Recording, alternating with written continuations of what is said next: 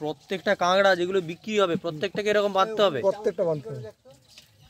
নমস্কার বন্ধুরা, সুন্দরবন লাইভ চ্যানেলে আপনাদের স্বাগত জানাই।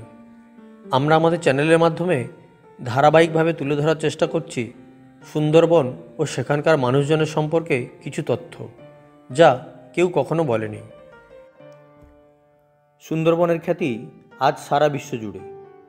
চিরসবুজ ম্যানগ্রোভ অরণ্যের জন্যই শুধু নয়, তার সাথে ভীষণভাবে যুক্ত আরও কিছু প্রাকৃতিক সম্পদ, যা পণ্য হিসেবে সারা বিশ্বে ভীষণভাবে পরিচিত। হ্যাঁ, সুন্দরবনের মধু ও কাঁকড়া ক্রমে যার চাহিদা বেড়েই চলেছে।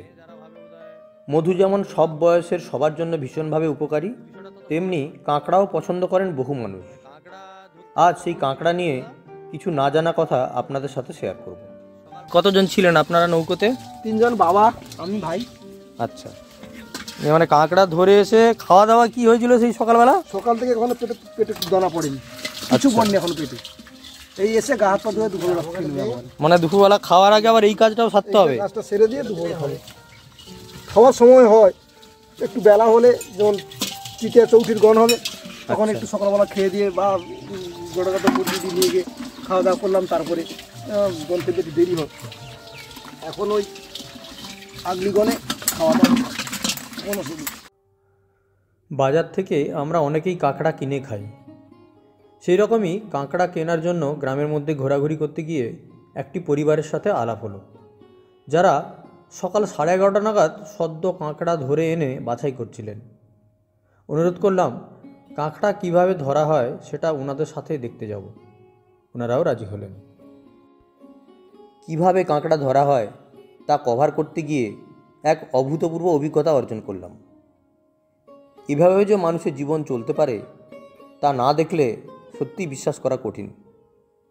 যাই হোক, কথা হলো পরের দিন খুব সকালে হাজির হতে হবে নৌকোঘাটে। কথা মতো পরের দিন ঠিক 5টার মধ্যেই নৌকোঘাটে উপস্থিত হলাম। অক্টোবরের শেষ, নভেম্বরের শুরু। এই সময় সকাল 5টা মানে রীতিমতো অন্ধকার, কিন্তু কিছু করার নেই। যথাসময়ে 5টার সময় উপস্থিত হয়ে দেখলাম নৌকোঘাটে বহু পুরুষ মহিলা মাথায় কাঁকড়া ধরার বেড়ি ও হাতে হাঁড়ি নিয়ে তাদের নৌকোর সামনে উপস্থিত। যথাসময়ে আমাদের নৌকো ছেড়ে দিল। আমাদের নৌকায় আমি, একজন কাকু ও তার 2 ছেলে, মোট 4 জন। যেহেতু আগে কোনো অভিজ্ঞতা ছিল না, তাই মনের মধ্যে একটা ভয়ও কাজ করছিল, আবার উত্তেজনায় ছটফটও করছিলাম। ভোরের আলো সবে ফুটতে শুরু করেছে। 2 দিকে গভীর জঙ্গল। ক্রমে আমরা বড় নদী থেকে ছোট খাঁড়ি নদীতে ঢুকে গেলাম। গা কাঁটা দিতে লাগলো। এই 2 দিকের ঘন জঙ্গলেই আছে রয়্যাল বেঙ্গল টাইগার। একটু ভয়ও কাজ করছিল, কারণ কাঁকড়া ধরতে গিয়ে বাঘের কবলে পড়ে প্রাণ গেছে এরকম বহু ঘটনা আমরা দীর্ঘদিন ধরেই শুনেছি। কিন্তু সেই ভয়কে বেশি পাত্তা দিলাম না। বেশ কিছুক্ষণ চলার পর একটা সময় আমাদের নৌকো এসে এক জায়গায় উপস্থিত হলো, যেখানে জল নেই বলে আমাদের আগে থেকে আরও বেশ কিছু নৌকো অপেক্ষা করছে। আমাদের নৌকো ওখানে গিয়ে দাঁড়ালো।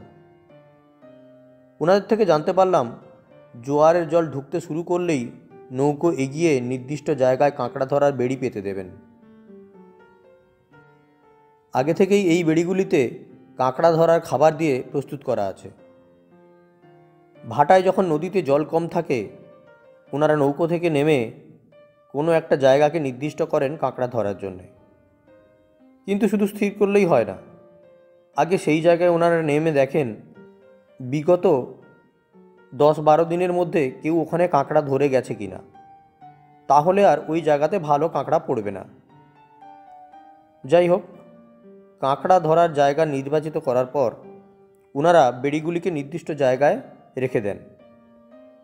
বেড়িগুলিকে চিহ্নিত করার জন্য ওর সাথে একটা প্লাস্টিকের ছোট্ট কৌটো বাঁধা থাকে, যাতে জোয়ারের সময় জল এসে গেলে ওই কৌটোগুলি ভেসে থাকে এবং ওনারা সহজেই বেড়িগুলিকে খুঁজে পান। আগে থেকেই আমাকে জানিয়ে দেওয়া হয়েছিল যে প্রায় 4-5 ঘন্টা নৌকোতে আমাকে একাকেই থাকতে হবে, কারণ এই 4-5 ঘন্টা সময়টায় ওনারা বেড়ির সাহায্যে কাঁকড়া ধরবেন। জোয়ারের জল একটু একটু করে বাড়তে লাগলো, আর আমাদের নৌকোগুলোও ধীরে ধীরে এগোতে থাকলো। খানিক পরেই দেখলাম নৌকো থেকে একজন একজন করে পুরুষ মহিলা নিজেদের হাঁড়ি, কাঁকড়া ধরার বেড়ি এগুলো নিয়ে আস্তে আস্তে নৌকো থেকে নেমে পড়তে লাগলেন। এই নৌকোগুলি নদীর ধারে নির্দিষ্ট জায়গাতেই বাঁধা থাকবে, আর পুরুষ মহিলা সবাই নিচে নেমেই কাঁকড়া সংগ্রহ করবেন।